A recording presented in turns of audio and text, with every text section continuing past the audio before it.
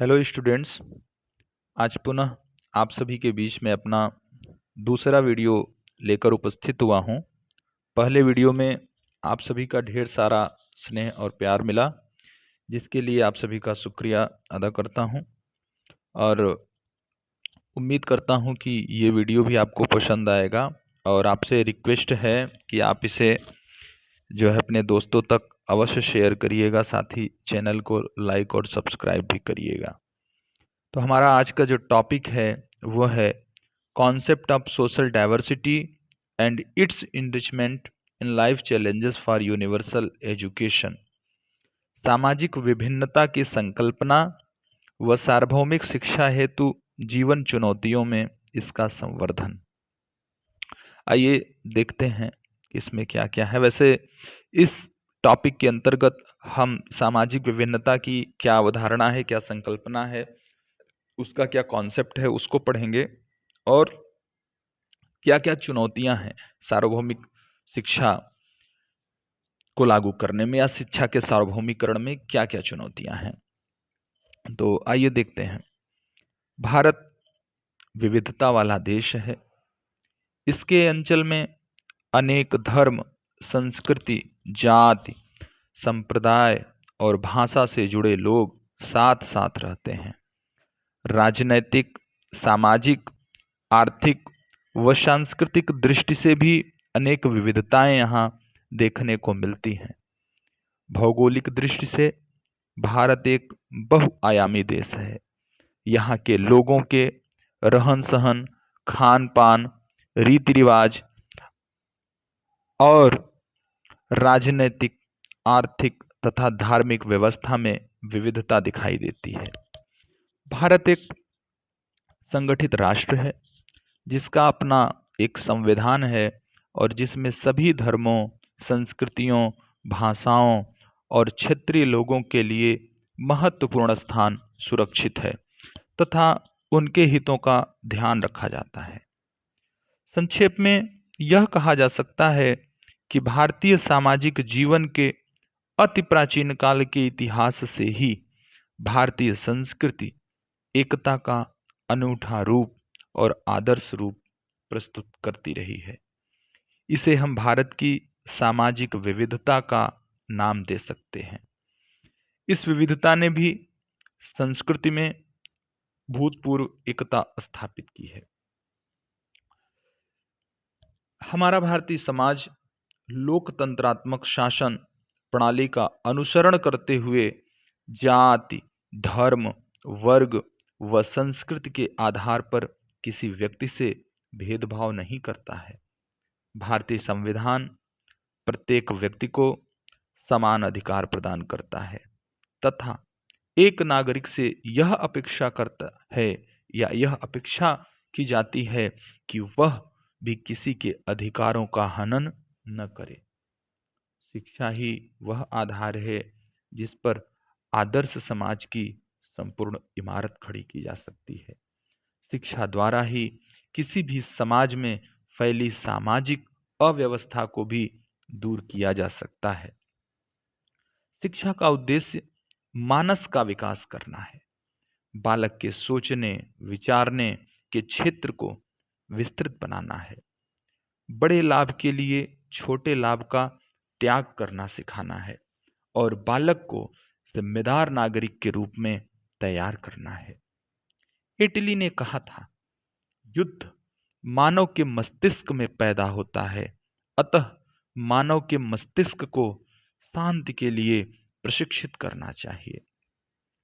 आज की बदलती परिस्थितियों को देखते हुए सत्य की खोज, प्यार, स्नेह, भाईचारा, मित्रता, सौहार्द, राष्ट्र प्रेम, सहायता तथा संवेदनशीलता आज के मानव में हर कीमत पर विकसित किए जाने चाहिए और सबके लिए शिक्षा की भूमिका को महत्वपूर्ण रूप से बिना किसी हिचकिचाहट के स्वीकार किया जाना चाहिए।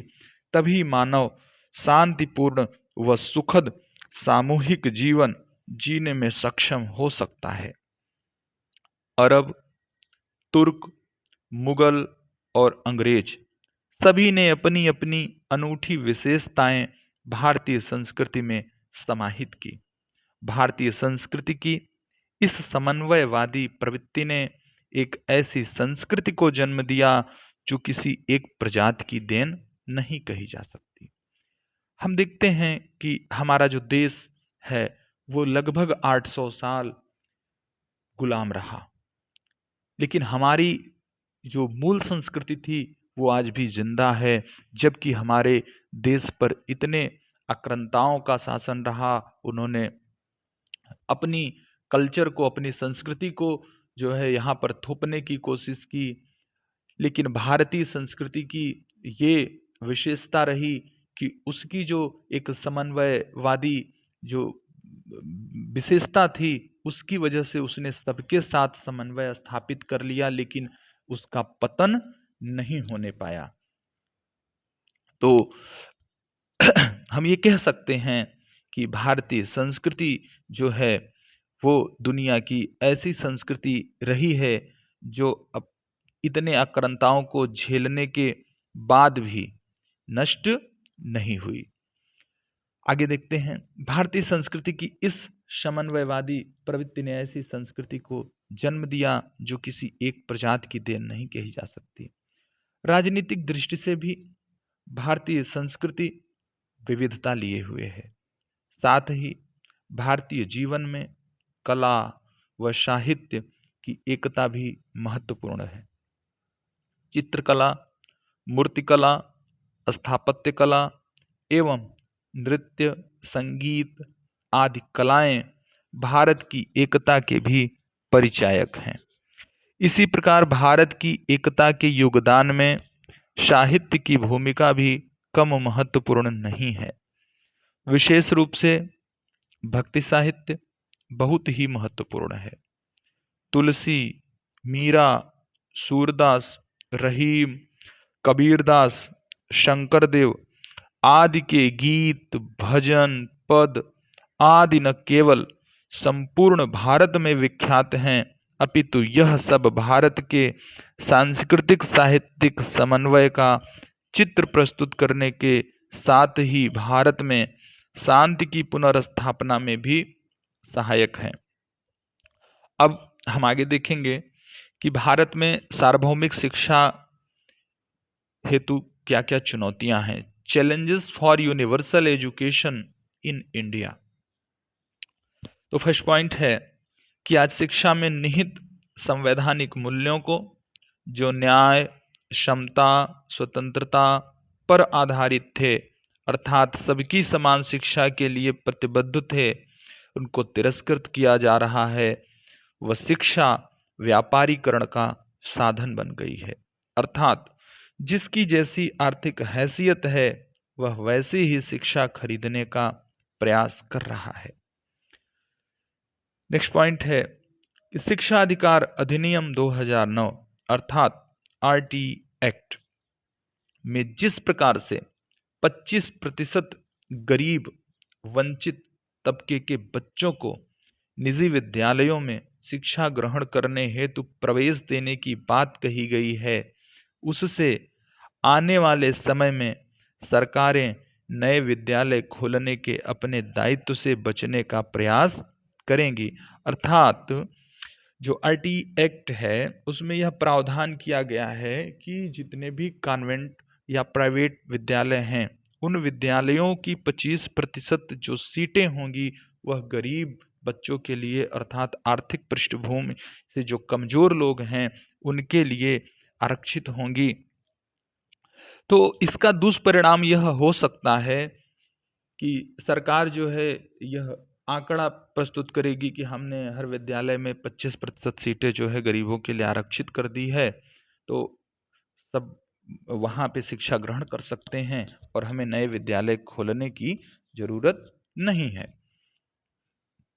इसके बाद नेक्स्ट पॉइंट है कि आज विद्यालयों का अर्थात स्कूलों का पाठ्यक्रम भी छात्रों की आवश्यकताओं और अभिरुचियों के अनुसार नहीं है, जिससे छात्रों का सर्वांगीण विकास नहीं हो पाता है और सार्वभौमिक शिक्षा की संकल्पना विकसित नहीं हो पाती है। फिर चौथा पॉइंट है कि सरकार के प्रयासों के बावजूद हाशिए पर खड़े लोगों, दलित वर्ग, अनुसूचित जाति, जनजाति आदि की शिक्षा में बाधाएं उत्पन्न होती हैं, जिससे सार्वभौमिक शिक्षा की संकल्पना को आघात पहुंचता है। फिर फिफ्थ पॉइंट है कि सार्वभौमिक शिक्षा की संकल्पना में शिक्षक छात्र संबंध व अंतःक्रिया का समावेश होना चाहिए, जिसका आज की शिक्षा प्रणाली में अक्सर अभाव दिखाई पड़ता है।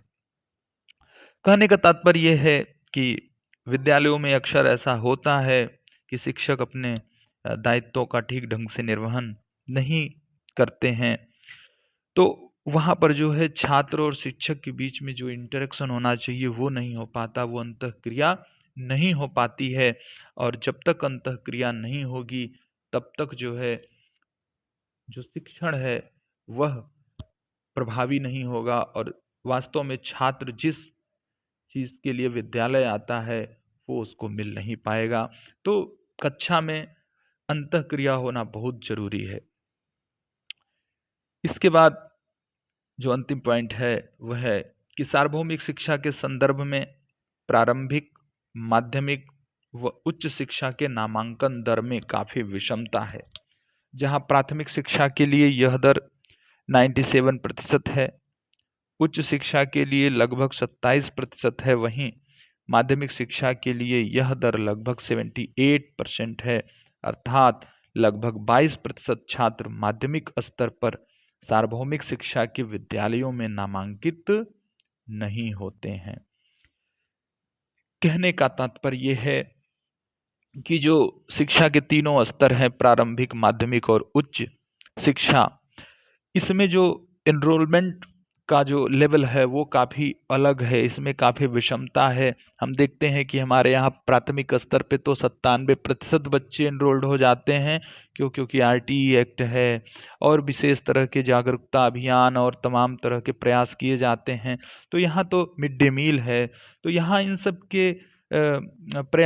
प्रयासों के वजह से जो है आप देखेंगे कि 97% जो है दर जो है हो गई है। लेकिन जब हम देखेंगे कि उच्च शिक्षा या माध्यमिक शिक्षा, तो माध्यमिक शिक्षा में हम ये पाएंगे कि 97% तो लोग प्रारंभिक स्तर पे हैं, लेकिन माध्यमिक तक जाते जाते वे 78%, 78% रह जाते हैं। अर्थात ये जो इनके बीच का गैप है 97 और 78 के बीच का, इतने प्रतिशत बच्चे विद्यालयों में माध्यमिक शिक्षा ग्रहण नहीं करते हैं।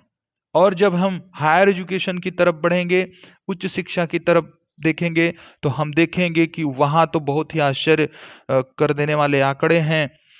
27% लोग ही उच्च शिक्षा में एनरोल्ड हो पाते हैं। बाकी बाकी लोग जो है उच्च शिक्षा किन्हीं कारणों से, चाहे वो व्यक्तिगत हो या और जो भी कारण हो, उन कारणों से उच्च शिक्षा में एनरोल्ड नहीं हो पाते हैं। तो जो एनईपी 2020 आई है उसमें शिक्षा के सार्वभौमिकरण के लिए जो है विशेष उस पर बल भी दिया गया है, और अब वो नए सेशन से लागू भी होगी, तो देखा जाएगा कि उसका क्या प्रभाव पड़ता है।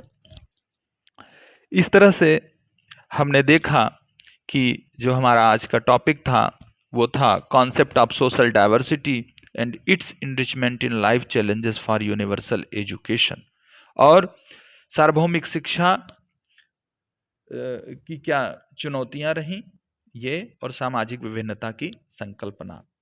तो मुझे उम्मीद है कि मेरा यह दूसरा वीडियो भी आप सभी के काम आएगा, आपको पसंद आया होगा, और मेरी कोशिश रहेगी कि मैं अपने हर वीडियो में कुछ सुधार करूं। और अभी मेरा ये बहुत ही प्रारंभिक स्तर का प्रयास है, आगे मैं कोशिश करूंगा कि और अच्छे से अच्छे ढंग से आपके बीच अपने वीडियो लेकर आऊं। तो आप सभी से रिक्वेस्ट है कि चैनल को लाइक और सब्सक्राइब करिएगा और अपने दोस्तों तक इसे ज़रूर शेयर करिएगा। फिर मिलते हैं।